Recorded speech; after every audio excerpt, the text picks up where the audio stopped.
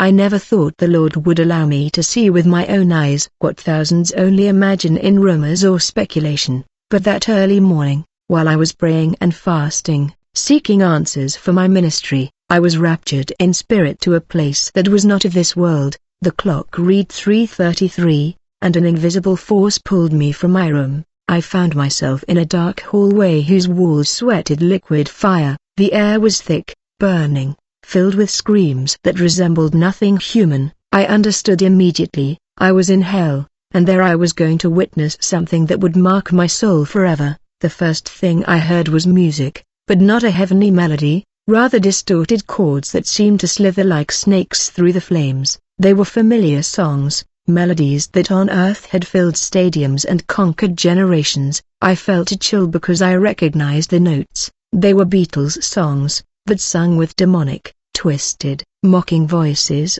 The demons beat drums made of skulls, played guitars with strings of fire, and every note was a lament turned into mockery. The angel who accompanied me said, "Look closely, for what you will see is the fruit of idolatry." The world hailed them as gods, but here is revealed the truth of their eternity. I advanced trembling until I reached an enormous hall shaped like an inverted theater. In the center, on a blazing stage, were they, the Beatles, each in a cage made of incandescent iron. Their bodies were deformed by the fire, but their faces were still distinguishable. John Lennon screamed in despair, his hands trembled as if he still wanted to hold a guitar. Paul McCartney wept blood, George Harrison groaned in chains, and Ringo Starr was whipped by demons who mimicked drum beats with fiery whips. The most terrifying thing was when Satan himself appeared. His gigantic figure loomed over the stage like a conductor of torment. In a mocking voice,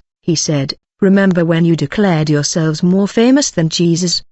Do you remember when the world called them immortal, geniuses, idols? Here is their eternity, fame turned into condemnation, talent transformed into mockery." And with each word, the bell writhed more fiercely, as if the memory of their own words were knives piercing their souls. I saw Satan pull out a mirror of fire. Projected on it were scenes of crowds singing their songs, young people weeping with emotion, parents celebrating their music as if they were prophets of a new age. But then those images transformed into chains that fell upon their bodies. Every clap, every shout, every record sold was another brick in the prison that now holds them captive. Satan screamed as the demons repeated lines from their lyrics in a mocking tone, transforming the music that once enchanted the world into spiritual whips. The angel explained to me, hell doesn't just punish what they did, but what they represented. Their music became a religion for millions, their fame eclipsed the truth of Christ, their statements were seeds of blasphemy that grew in entire generations, and now they pay not only for their actions, but for the altars that millions erected in their name. I saw thousands of souls in the stands, dressed in Beatles t-shirts and memorabilia, shouting as if at a concert, but their voices were wails. They were those who in life had been more attentive to the music than to the word, and now they were condemned to accompany their idols to the same fate.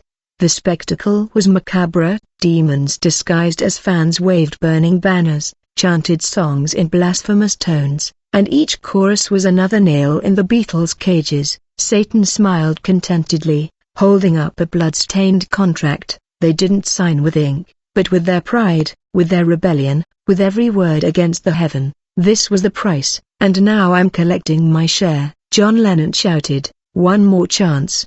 But his voice was lost in echoes of mockery. He replied, "Your chance was in life, and you chose fame over the cross." I felt my bones break with terror and compassion at the same time. Human glory had become eternal shame. I watched as the Beatles were forced to sing their songs, but their voices transformed into screams of pain. Every note was a fire that burned their throats. It was the perfect investment. What they used to gain fame on earth was now their torment in eternity. As the Beatles' screams echoed in that infernal theater, the demons began to orchestrate a macabre spectacle. It was like a concert, but there were no joyful fans or colorful lights, only shadows, fire, and chains. I saw thousands of souls clapping, not with joy, but with bloodied hands that shattered upon impact. Each clap was a lament, each chorus a curse. The demons, disguised as musicians, played distorted versions of their songs, and each lyric became a dagger piercing the souls of those who had written them. John Lennon was forced to sing words he had once used to defy the sacred, each phrase mocking Christ transformed into fire that erupted from his mouth, consuming him from within. I saw him scream, trying to stop, but the chains forced him to continue. Satan looked at him with contempt and said, "Your words became eternal, not because of the music, but because they sealed your doom. You said you were more famous than Jesus, now you are famous here as a trophy of my eternal mockery." Paul McCartney wept blood as demons whipped him, repeating his own melodies, those that exalted the flesh and the pleasures of the world. Each chord became snakes that coiled around his neck.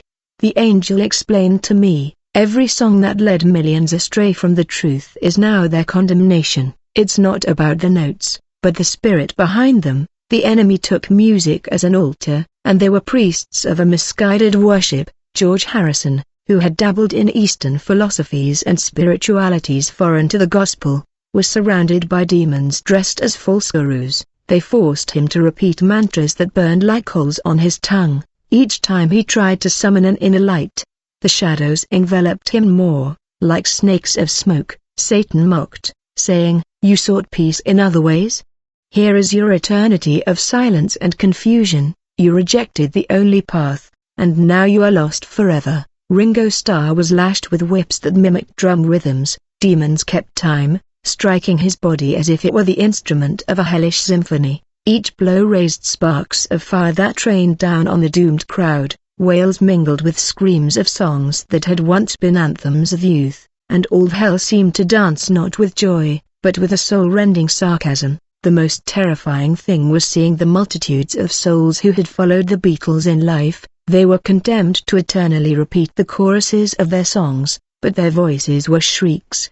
They sang while they wept, chanted while they burned, and each word transformed into chains upon their own bodies. I saw young and old, men and women, all trapped in an eternal concert that never ended. Hell had turned earthly worship into a cruel parody, a cult of pain that never ceased. Satan raised his voice like a master of ceremonies and shouted, "This is the fate of those who seek fame above truth. This is the price of every blasphemy, of every mockery of the eternal." And then he produced a dark book inscribed with phrases the Beatles had spoken in life. Each phrase was read aloud and transformed into a fiery whip that lashed them. They said that music would save the world. "Here is your salvation," he screamed as the flames intensified. The angel with me wept and said, "The world idolized them, but forgot that only one deserves glory." Now hell uses their fame as a mockery to show that no man can take the place of Christ. Every fallen idol becomes a trophy of the enemy, and every follower of those who worshipped him in life share his fate. My knees trembled, and I understood with a pang that millions had sung those songs without knowing they were feeding dark altars. The flames rose and fell to the rhythm of distorted melodies.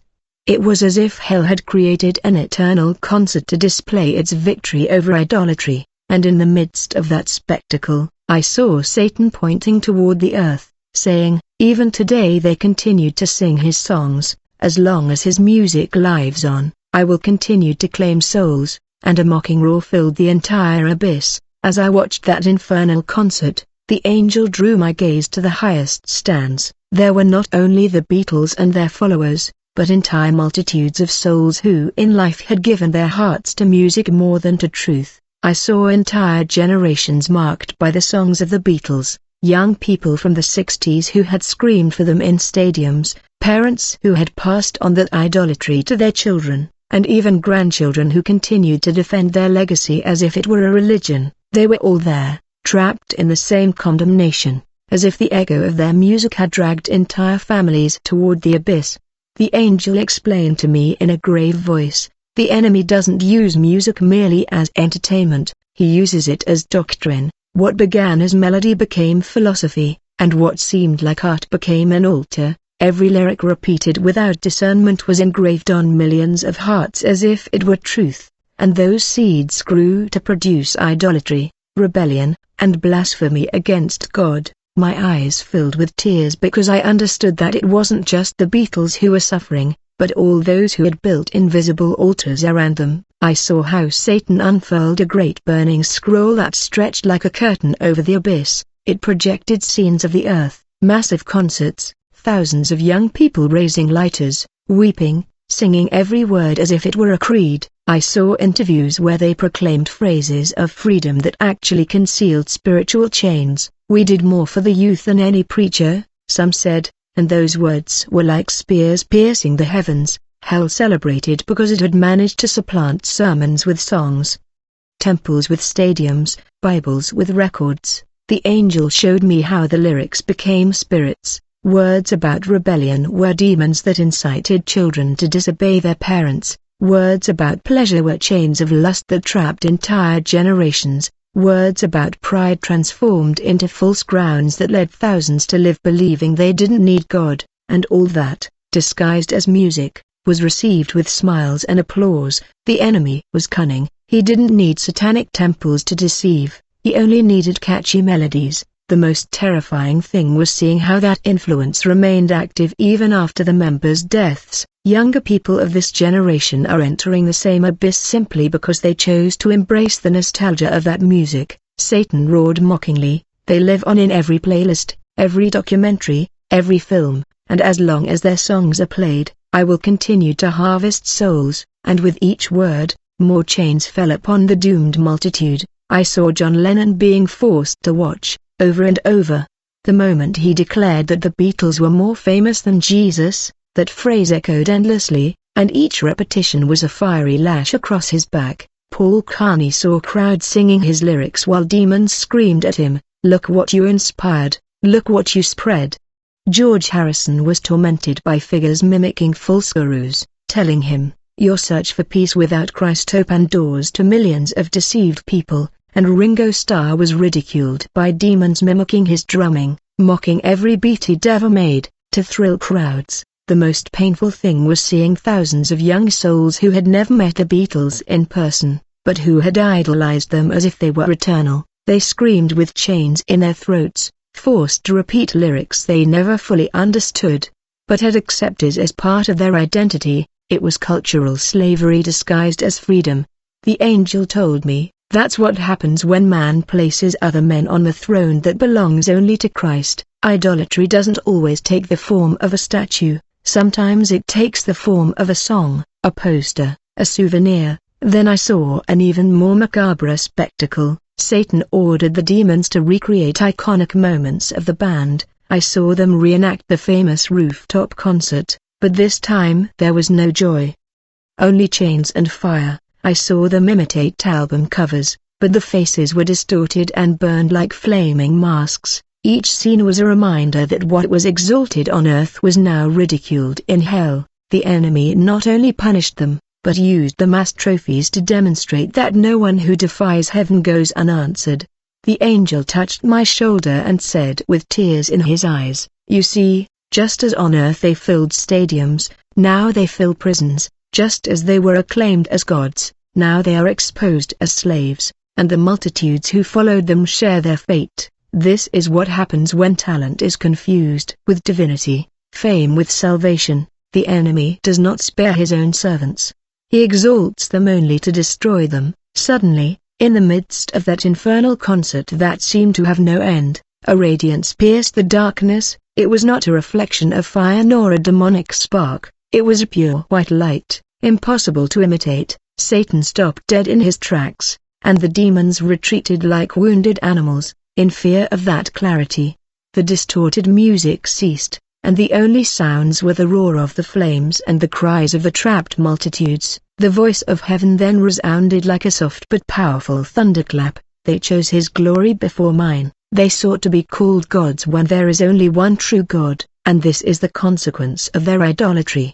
But you who have seen, warn the generations that are still alive, because not everyone has to end up here." The angel held me tight because my body trembled under the weight of those words. I saw the light projected onto the cages of fire where the Beatles were. For an instant, their faces, deformed by torment, regained human features. John Lennon wept with a cry that shook the entire abyss. "Jesus, forgive us." Paul McCartney tried to cover his face, George Harrison fell to his knees and Ringo Starr whimpered like a frightened child, but the voice from heaven answered solemnly, "The opportunity was on earth. Here there is no mercy, only justice." Satan, enraged, raised his claws to the light and shouted mockingly, "They still talk about them on earth, they still sing their songs, they still worship them as idols. As long as the memory of their fame exists, I will continue claiming souls in their name." And with that declaration, he conjured up images of the present day,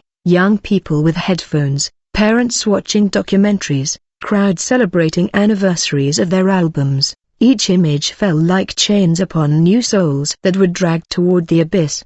The angel whispered to me, "The enemy uses nostalgia as bait. Many believe they are honoring the music, but in reality, they are perpetuating idolatry. Hell feeds on memory without discernment, on the exaltation of man above God." My heart burned with pain because I understood that this war hadn't ended in the 1960s, but continued to this day. Then I saw how the light of heaven transformed into a sword. A powerful voice declared, "I share my glory with no one. I will raise up generations who worship in spirit and in truth, not in songs that lead to perdition. My voice will resound above all earthly fame." And that sword of light struck the infernal stage, cleaving it in two. The demons screamed in fury, and Satan retreated. Although he was not destroyed, his face showed rage and, at the same time, powerlessness, for he knew he could not extinguish the light of heaven. The condemned multitude raised their hands,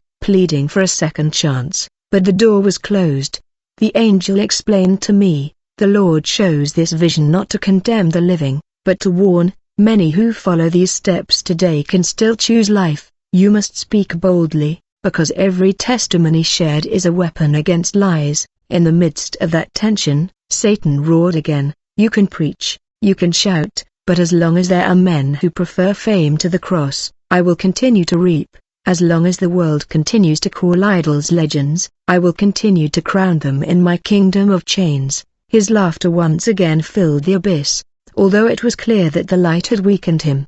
The angel lifted me from the ground and said, "You have seen the price of blasphemy and idolatry. Now go back and speak. Let no one think that eternal fame on earth is a guarantee of salvation, for every knee will bow and every tongue confess that Jesus Christ is Lord, even those who weep here forever." My spirit trembled as I understood that earthly fame had not protected the Beatles, but had sealed their doom, and the echo of their songs, which still lives on earth, continues to be used by the enemy as an invisible snare to ensnare entire generations.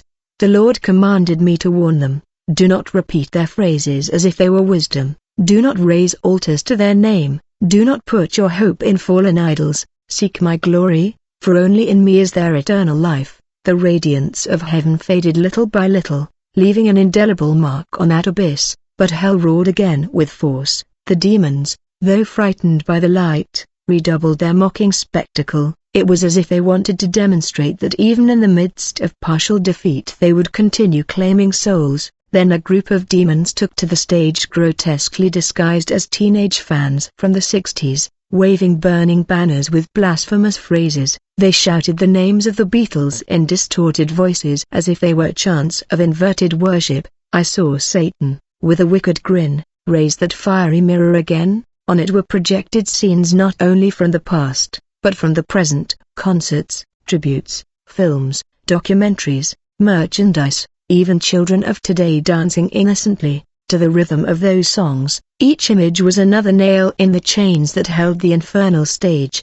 The angel whispered to me with pain, "The enemy is an expert at recycling the old to ensnare the new. What began as the idolatry of a generation perpetuates itself as culture, and what seems innocent is actually the seed of slavery." Suddenly, I saw thousands of young souls being dragged into the abyss by currents of sound. They were musical notes transformed into rivers of fire that fell from the earth to hell. Each chord was like a hook that pierced their hearts and dragged them in without resistance. I saw teenagers with headphones still on, crossing the gates of the abyss without realizing what awaited them, and each step was celebrated by demons who shouted, "Another one for the eternal concert."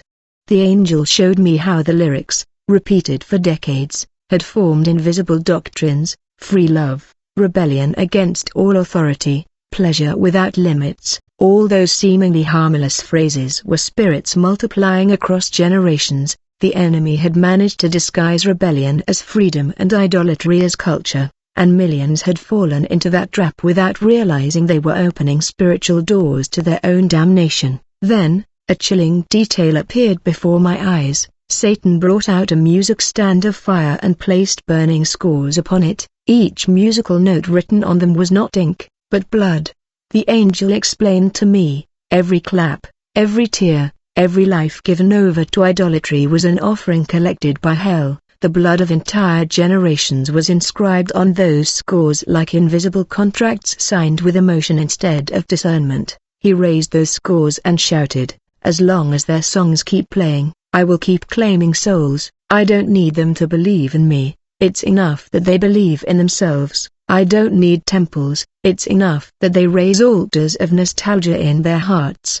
They surrender themselves, and I simply collect what belongs to me." And as he said those words, the flames rose even higher, illuminating the distorted faces of the Beatles, forced to sing with voices of pain, while their doomed followers repeated each chorus through tears. I saw John Lennon trying to cover his ears, but the demons forced them open so he couldn't stop hearing his own blasphemy turned into torment. I saw Paul McCartney chained to a burning iron piano, his fingers scorching as he played chords that were whips against his own body. George Harrison was surrounded by demons in fake robes, repeating mantras that suffocated him, and Ringo Starr was forced to keep the beat with chains that pounded on his back like drums.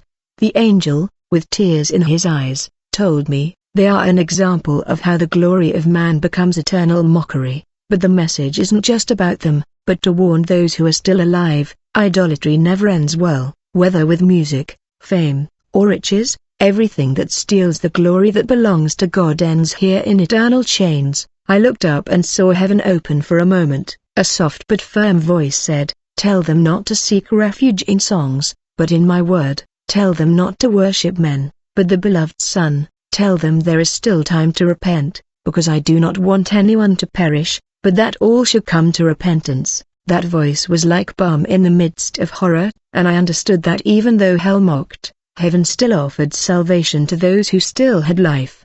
The vision became unbearable because I realized I was seeing not only the punishment of some famous men, but the reflection of the fate of millions who continue to trust in idols.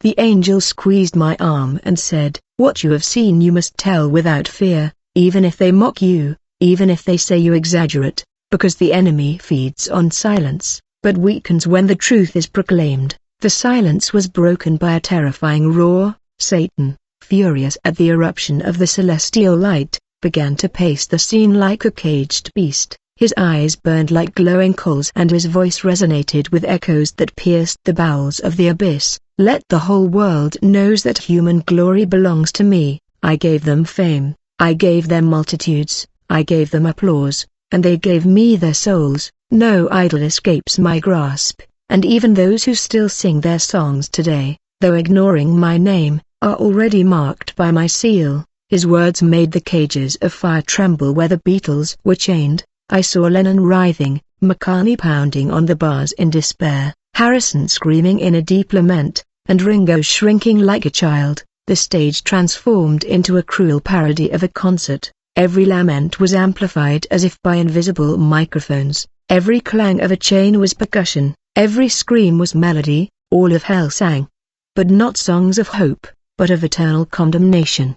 The angel accompanying me explained in a firm voice, "The enemy turns the gifts God gives into weapons of destruction. Music that could have been used for the glory of the Creator, here it becomes an instrument of torment. Hell is the inversion of the sacred. What was a gift becomes punishment. What was talent becomes a chain." I felt a chill as I understood that beauty without God becomes a curse and that art given over to pride becomes an altar to the gods. Suddenly, Satan conjured a gigantic screen of fire in the air where he projected headlines, magazine covers, interviews, and documentaries. Every word of exaltation toward the beautiful transformed into spears that pierced the condemned multitudes. Legends, rock kings, the immortals of music, repeated human voices in those images. and every declaration was a contract that sealed chains in the spiritual world. As long as men call them gods, they will remain mine, the adversary roared with satisfaction.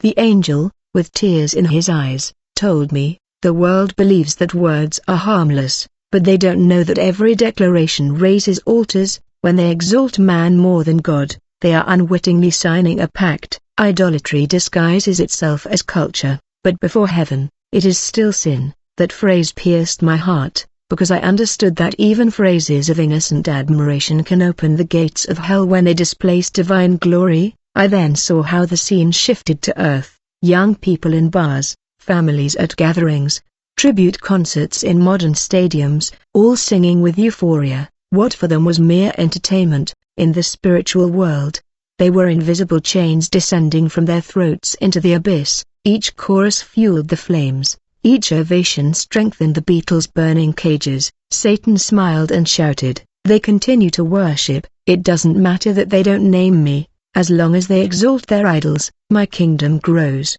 The infernal spectacle intensified. Demons began distributing instruments made of fire among the crowds. Condemned, they were given guitars that turned into snakes, microphones that were nails, drums that were skulls. They were forced to play eternally, and every sound was pain. All of hell had been transformed into an eternal festival of blasphemy and torment. It was the demonic caricature of what was once called the greatest musical phenomenon of all time.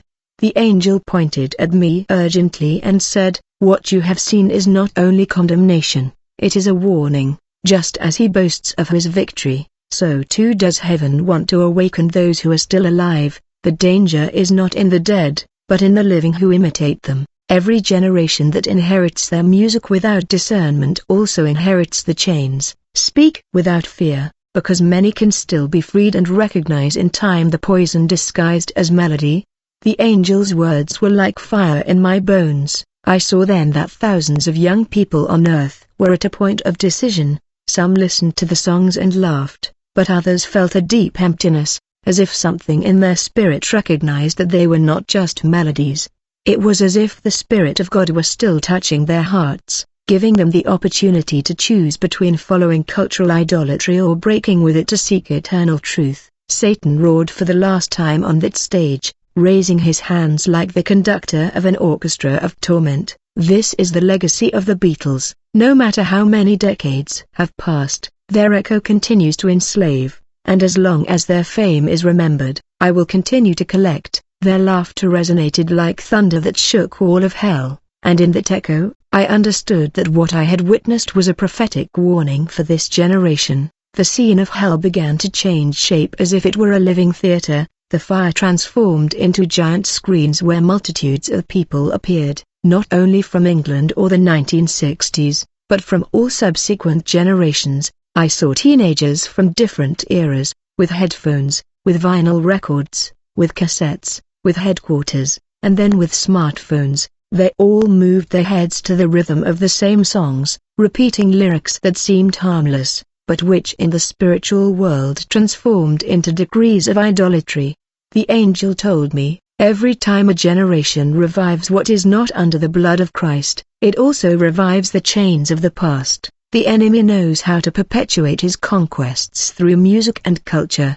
The roar grew louder when Satan pointed to a crowd slowly descending into the abyss. They were young souls wearing t-shirts emblazoned with the faces of the Beatles. Some wept with emotion as if they were at a concert, but their tears were swallowed by the burning lava. Others fanatically chanted phrases as if they were prayers, and Satan roared, "They are mine," because they confused art with worship, talent with divinity. You don't need to worship me to belong to me. It is enough that you worship someone else instead of the Creator. I shuddered upon hearing this revelation because I understood that hell seeks not only visible satanic rituals, but subtle substitutions. The human heart was created to worship, and if it does not worship the true God, it inevitably ends up raising an altar to any figure, any idol, even if it is disguised as popular culture. At that moment, the Spirit reminded me of the words of Exodus, "You shall have no other gods before me," and I understood that this warning is not only for ancient idolatrous peoples,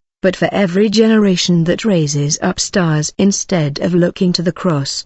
The vision grew darker. The beetles inside their cages began to sing again, but now they did so not with joy or strength, but like puppets manipulated by demons pulling their strings. Their songs were distorted into blasphemies. Lyrics that were once hymns of love and peace, now became mockery of heaven. All you need hell, the demons screamed in cruel parody, and each chorus was repeated by thousands of condemned souls who couldn't stop singing even if they wanted to. It was like an eternal spell.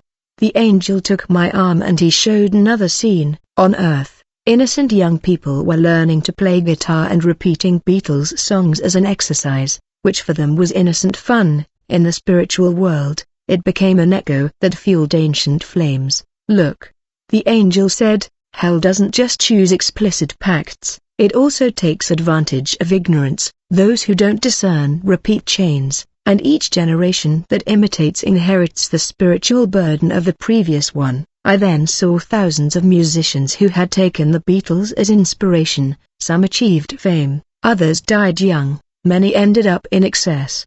The angel whispered to me, the enemy multiplies what contaminates. What began as seeds of rebellion became a forest of idolatry. It's not just for men, it's an entire system that used them as a gateway, and the saddest thing is that many within the church prefer to remain silent so as not to offend the culture, but their silence will also be judged. Satan, seeing my horror, approached mockingly, his shadow stretched for miles, and in a booming voice he said, Preacher, you saw what they didn't. I made music my global altar. I did it with melodies that spoke of peace but sowed rebellion. I did it with smiling faces that hid invisible chains, and even today millions remember them not for their humanity, but as demigods. That is my victory, because as long as the world celebrates their names, souls will continue to fall here. The air filled with a thick smoke that resembled a corrupted incense burner. Demons dressed as fanatics waved banners bearing famous lyrics from the songs,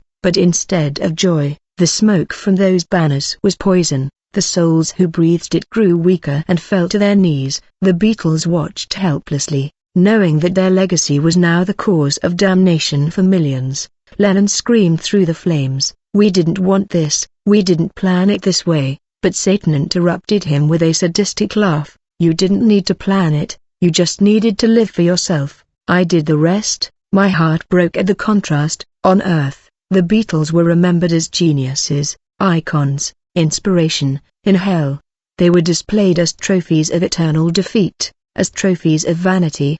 The angel told me in a grave voice, fame without Christ is not a blessing, it is a curse, because the glory of man never sustains him. On the contrary, it drags him faster into the abyss. This is the destiny of all who prefer to be remembered by multitudes rather than be known by the Creator. At that moment, I heard a command from heaven, speak what you see, even if no one wants to hear it. Speak, because many still have time to choose. If you remain silent, their blood will be upon you, and I knew I had to tell this story faithfully, even if they accuse me of exaggeration, even if they call me crazy, even if they close doors on me. Because what came was entertainment. It was a direct warning from the Spirit to a generation that still repeats old songs without knowing that behind every note there are invisible chains. Satan's roar transformed into a macabre ovation. Thousands of demons chanted like a stadium crowd, but their voices were guttural,